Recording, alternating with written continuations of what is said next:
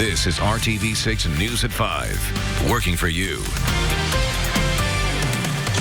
Let's begin now at 5 with a Storm Team 6 alert. Another day to keep your eye on the radar. Strong to severe storms are possible over the next several hours. Now, let's get right over to Storm Team 6 meteorologist Kyle Mounts, who is tracking the timeline of this. Kyle.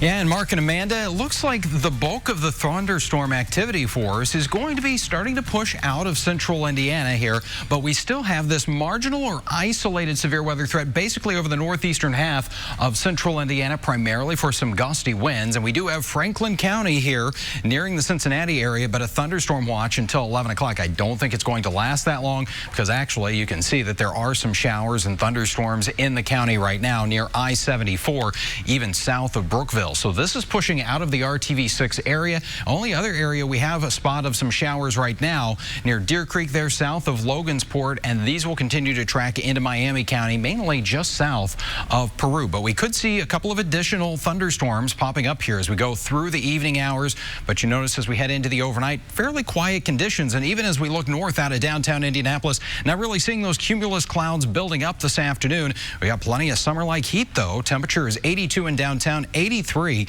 in Bloomington. Overnight down into the middle 60s with those cloudy skies. We'll look ahead to your weekend in just a few minutes. Thanks, Kyle. And severe weather is definitely bad for business. Customers in Carmel were greeted with signs and locked doors because several businesses still did not have any electricity by late morning.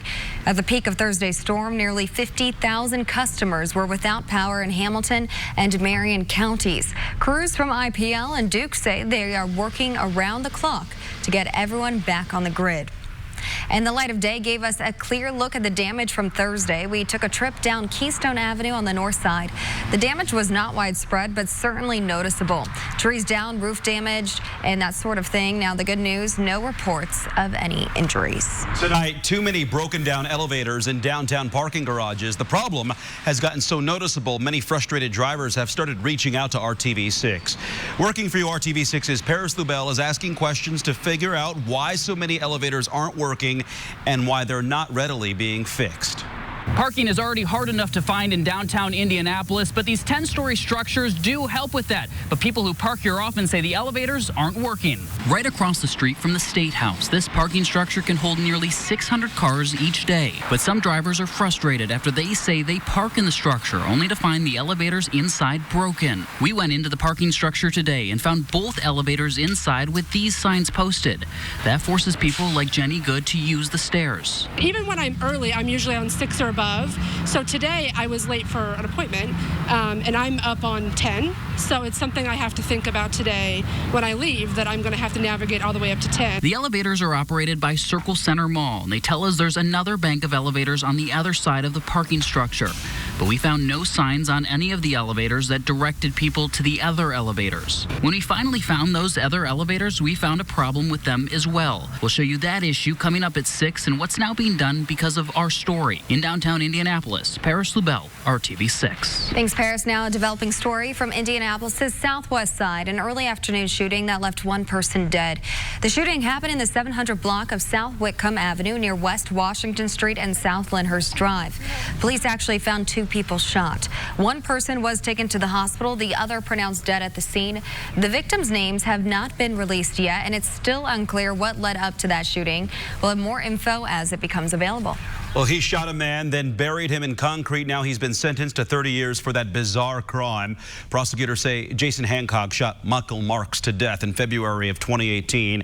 Hancock placed the body in a hole dug in a West Side storage warehouse, then covered it in concrete. Marks' body was found almost a month after the shooting. Hancock pleaded guilty to abuse of a corpse and voluntary manslaughter. The murder charge he faced was dropped. A former school on the east side sits empty, dilapidated, and unwanted. And neighbors say the large school campus is having their property values, and they call it a breeding ground for crime. They want it to be redeveloped or torn down. RTV6's Derek Thomas reports.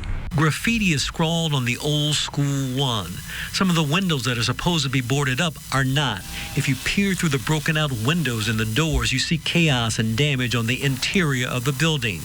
Philip Anderson says kids play inside the structure. They put ladders up to the building, climb through the windows at night. They have flashlights and other lighting instruments, and they go in and they play around in the building. That's dangerous. And it's dangerous because this asbestos is in these buildings. To be honest, we don't know everything that is in that building, but we do know a private individual, John Eric Sturm, is the owner. The president of Forest Manor Community Association has a message for him. It is just not fair that you buy something and just let it sit like this. If it was in his personal neighborhood, I don't think he would be happy with it looking like this. He would feel the same as we do, that this is not right. Reacting to complaint from city county councilors, a crew from the Marion County Health Department is mowing the lawn that was overgrown and making the property look worse. The Indianapolis Department of Business and Neighborhood Services has issued citations to the property owner for multiple violations. Currently on this particular property, there are some past due fines and fees, as well as we have new orders open. If those fines and fees aren't taken care of, if the tax bill is not paid in accordance with city regulations, ordinances, and statutes, then that property can move and go into a tax sale. We reached out to the owner, and he said, people are trying to make me out to be a bad guy, but I'm not. Eventually, I'll find an investor or developer for the property. That comment is not encouraging for Vicki Driver. The property is still the same. What is going on? What can we do to help you sell it, or what can the neighborhood do to make something out of this building? That's not clear, but it won't be as easy as mowing the grass. Derek Thomas, RTV6. Thanks, Derek. And Philip Anderson says the neighborhood is considering doing a 60s-style protest march around the school. No date has been set for that demonstration. Vice President Mike Pence will be the featured commencement speaker tomorrow at Taylor University in Upland, Indiana. That means attendees can expect a lot more security restrictions. Commencement begins at 10 a.m. in the Kessler Student Activity Center. Due to the anticipated larger than usual graduating class and expected crowd, tickets were required for admission, and they were distributed only to members of Taylor's class of 2019 and their families. Coming up, what role does a child's situation outside of the classroom play in their test scores? The SAT will determine that. And still ahead at 5:30, more damage in the aftermath of Thursday's storms. Weather is being blamed for a fire. And Update First live at the Indianapolis Motor Speedway a week from tomorrow. Well, Sunday, I should say. A week from Sunday, we'll know whose likeness will be added to this famed Borg Warner Trophy. Speeds are going up. Fast Friday. Very fast. The story coming up. And we've got a bit of a split weekend ahead of us. That summer-like warmth, that's going to continue to build on Saturday. But you notice this temperature spread out to the west. That could signal a stormy Sunday. We'll have the details. You're watching RTV6 News at 5. Come score big with our low prices. Now to that dramatic video of a woman attempting to abduct a young child in plain sight. Thanks to a quick-thinking young bystander, the child is safe and the would-be kidnapper is arrested. Will Reeve has the story. 2 abduction attempts caught on camera. In a Los Angeles McDonald's, 33-year-old Marilyn Ramos grabs a 4-year-old boy. Police say his family wasn't looking. Been around 3 o'clock in the afternoon, and clear daylight, runs out to the parking lot where you see this woman trying to put the kid in the car. The near kidnapping stopped by a young girl who police say saw the whole thing. The girl reportedly alerted adults who ran after Ramos as she was trying to get into a parked car. Ramos ran away from those witnesses, but was apprehended the following day. Another attempted abduction this week in L.A. This video showing a woman taking the hand of a different 4-year-old boy as he was walking with his family. It shows what she did, grab the whole of a little boy's arm. Now, the little boy's with the family member or maybe even a guardian, and obviously she intervened, which the suspect then flees and walks away. Police initially suspected Ramos was also involved in this attempt, but determined the 2 incidents were unrelated and are now searching for this second suspect. You know, when you have little kids that you're with at stores, restaurants, or wherever the case might be, don't lose your sight on them. Ramos, the woman in custody from this McDonald's attempt, is being held on a bond of $100,000. Will Reeve, ABC News, New York. Breaking news to report to you now. A Pacers player is off the team and banned from the NBA. The team released a statement saying today they were informed by the league that Tariq Evans has been dismissed from the NBA for violation of the league's anti-drug policy. According to NBA.com, Evans is eligible to apply for reinstatement in 2 years. The Pacers say they take the situation seriously and will reach out to Evans for support. You'll want to stay with RTV6 for updates as we learn more on this. Lawmakers in Missouri have just passed a bill banning abortions after the 8th week of pregnancy, with no exceptions for rape or incest. Earlier this week, Alabama's governor made performing an abortion a felony in that state, with doctors facing up to 99 years in prison. But unlike Alabama, the law in Missouri would kick in only if Roe v. Wade, the 1973 decision that legalized abortion nationwide, is overturned. Meanwhile, opponents of the new stricter abortion laws are vowing to take action. In Georgia, another state that recently banned nearly all abortions, Hollywood stars are now threatening to refuse film and TV productions there. This is prompting former gubernatorial candidate Stacey Abrams to speak out. The only real compromise is for government and politicians to say that we don't get to decide what a woman does with her body. Planned Parenthood just announced a stop of the banned day of action, calling on all of their supporters to rally outside the state capitol of all 50 states next Tuesday. It is the new score that aims to change up the college admissions process by leveling the playing field. The College Board, the same organization responsible for the SAT, is planning to assign an adversity score along with the actual test score for each student. I think this tool is completely honest and says to students with less, you can still achieve at a very high level, and tells students with a lot of privilege, hey, we recognize that about you too, and we will expect more from you. Here's how it works. On a scale of 1 to 100, the College Board will calculate a student's disadvantage level by looking at the student's neighborhood, family, and school.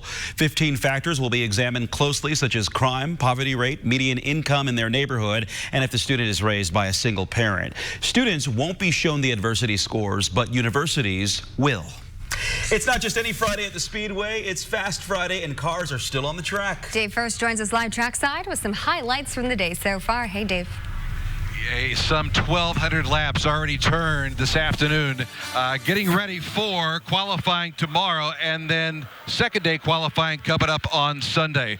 Dangerous day as well. I'll show you what happened just before noon. It involved Kyle Kaiser, a young man driving for Uncos race team, which frankly has been looking for sponsorship. This, you would think, wouldn't help at all. It got a little low through turn 3, and then that back end comes around and big time contact. They have scrapped that car.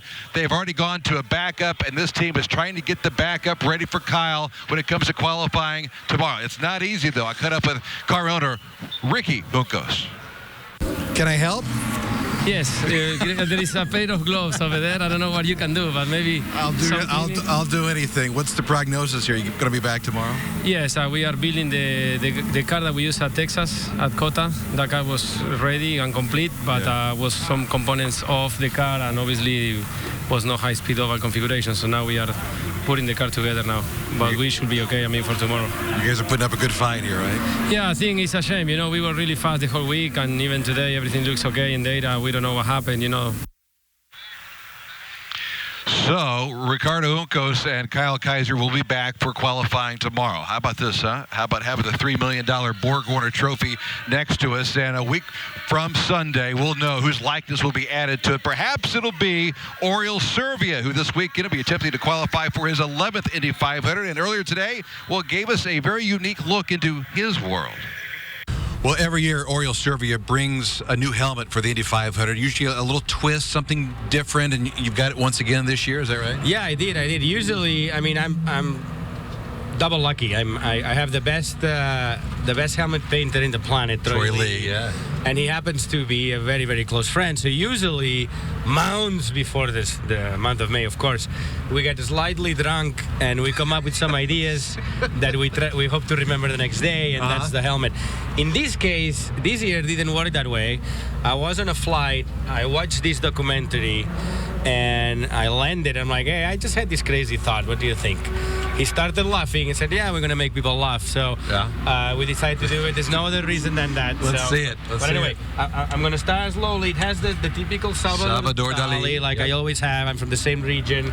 The colors of my flag, the Catalan flag, my sponsors, Coast Motogator Kinesis, but in this side, oh no, we do.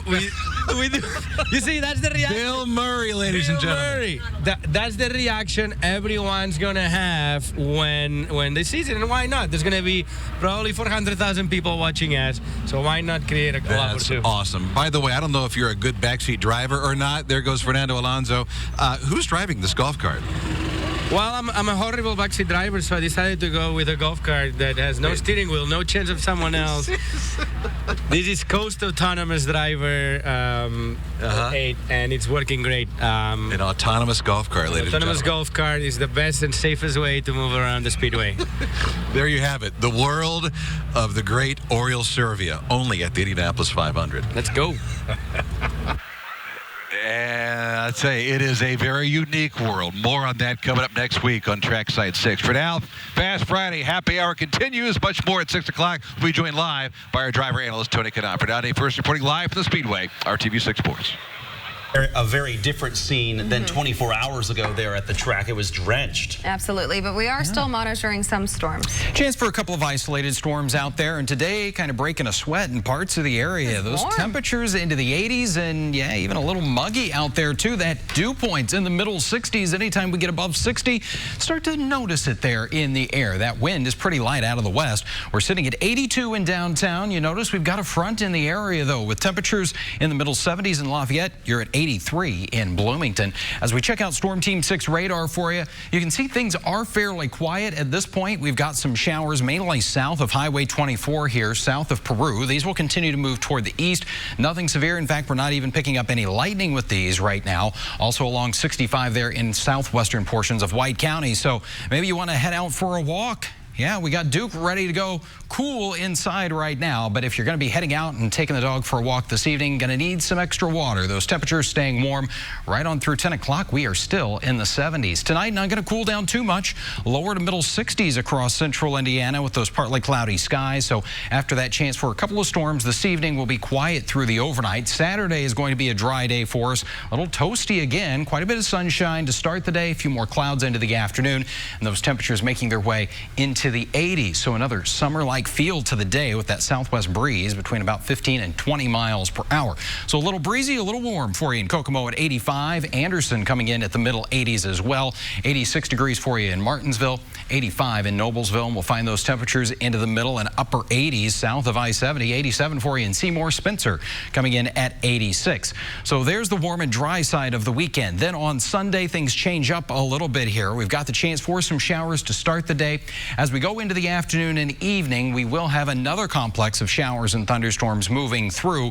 Some of those could be on the strong to severe side. So we're going to be continuing to fine-tune the timing for you. But already across much of central Indiana on Sunday, we have that slight risk of severe weather where once again we're going to be watching for some gusty winds and some large hail in a few of those storms. We're kind of getting into that pattern where we get the heat of the day, those temperatures warming pretty well, and that will spark some of those storms. So 86 tomorrow for you. It will be dry on Saturday. If you're going to be getting out there doing some yard work, make sure that not only do you have plenty of water to drink, but you also make sure you got that sunscreen ready to go. Showers and thunderstorms could impact your plans on Sunday, so Saturday's the better outdoor day here. Then behind that system gets cooler, but briefly on Monday at 67 degrees. Those temperatures, they rebound pretty quickly. Lower 70s on Tuesday, and then we're back into the 80s. We're also back into that chance for scattered showers and thunderstorms Wednesday and Thursday. And right now, looking into next weekend, pretty good, just a little warm. Good. That's the 500 weekend that we're looking forward to. A lot to look forward to, and we will be right back.